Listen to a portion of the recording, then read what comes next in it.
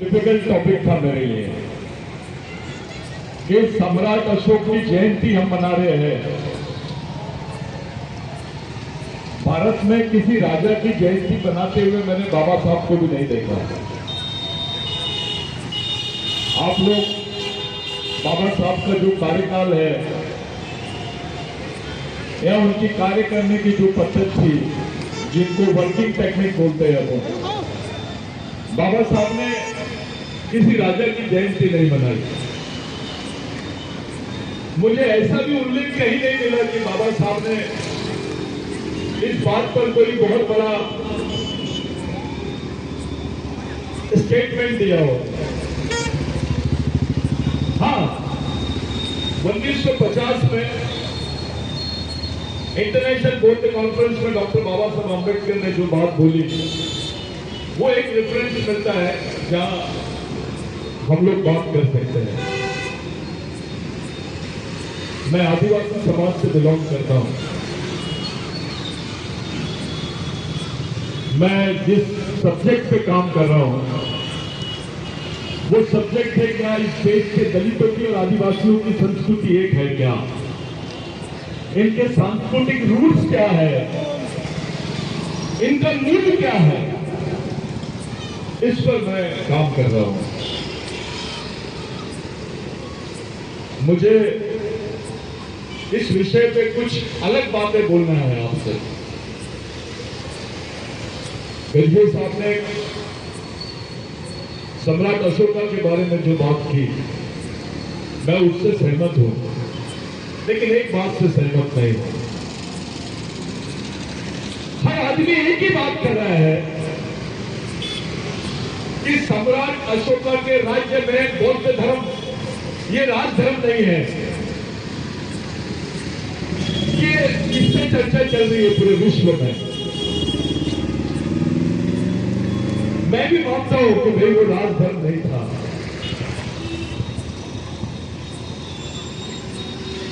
सम्राट अशोका का काल ऐसा था जब कोई विचारधारा धर्म का रूप ले रही थी। उसके पहले मनुवादियों के किसी धर्म का भी उल्लेख नहीं है। मनुवादियों की जो व्यवस्था थी उसने कभी धार्मिक रूप अपना नहीं लिया था। जो वैदिक संस्कृति थी वो वैदिक संस्कृति लेकर वो लोग यहां पर आए, ये उल्लेख मिलता है। वो बाहरी थे, ये भी उल्लेख मिलता है। लेकिन वहां धर्म था, कोई हिंदू धर्म था, कोई ब्राह्मण धर्म था या वैदिक धर्म का, ऐसा कोई उल्लेख उस वक्त नहीं मिलता है। सम्राट अशोका का पहला राज्य है हम लोगों के लिए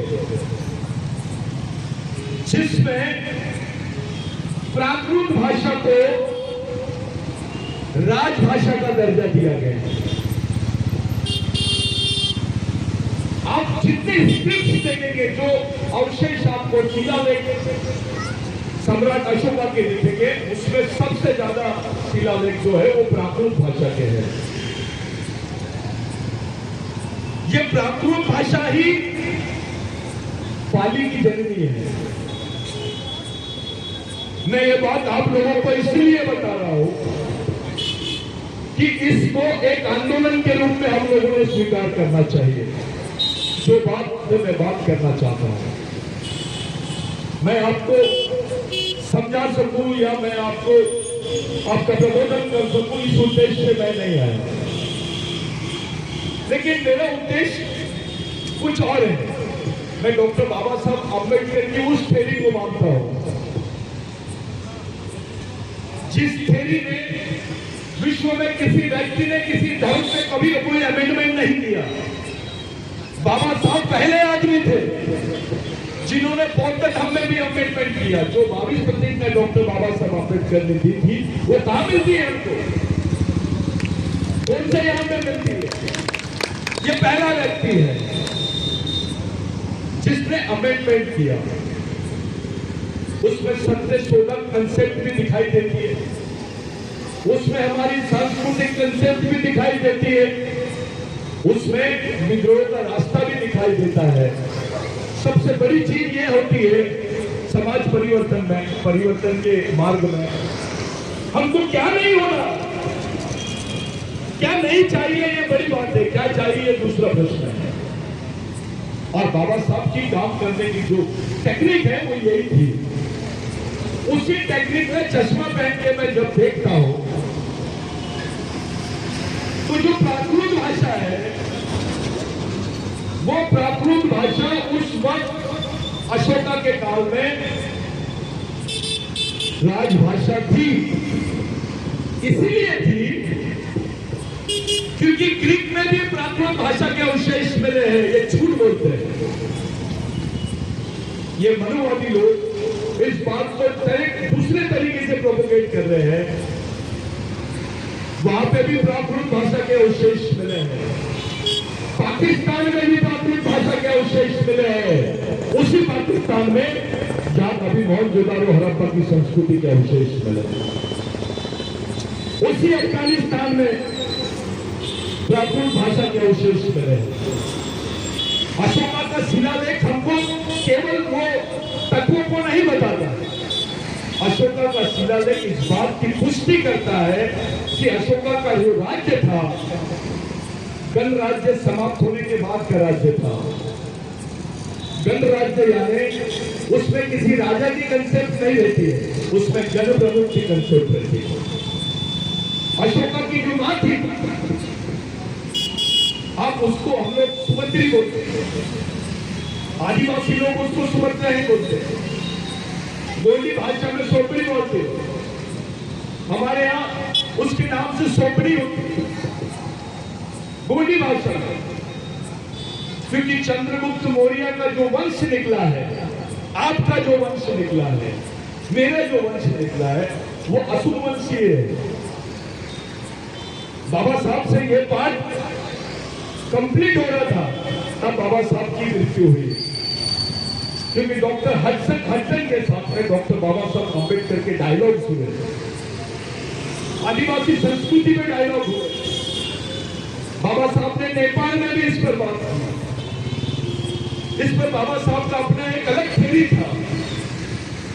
मेरे कहने का मतलब यह है कि मैं इतनी बातों को आपके सामने इसलिए रख रहा हूं क्योंकि पहले ये तय हो जाए कि भारत में जो प्रियम्बल ऑफ कॉन्स्टिट्यूशन है, वो प्रियम्बल ऑफ कॉन्स्टिट्यूशन कुछ नहीं है, वो अशोका की जीवन शैली है, जो बौद्धिस्ट जीवन शैली है। बौद्ध धर्म जब दूसरों के बीच में रहता है, एक आदमी के लिए बौद्ध धर्म होता है, लेकिन जब वो पब्लिक के बीच में जाता है वो धर्म बन जाता है। धर्म एक आदमी के लिए होता है, लेकिन जब वो पब्लिक के बीच में जाता है उसका पीपुलाइजेशन होता है, वो लोकतांत्रिक प्रक्रिया का हिस्सा बनता है, जन कल्याण व्यवस्था का हिस्सा बनता है, तब वो संस्कृति बन जाती है। और संस्कृति में सबसे मूल चीज होती है भाषा। उस वक्त सम्राट अशोका की राजभाषा जो थी वो प्राकृत थी। जो सिंबल साहब ने बताया वो 3 शेरों का जो सिंबल है, आज भी वो स्थान है कुंवारा भीषण।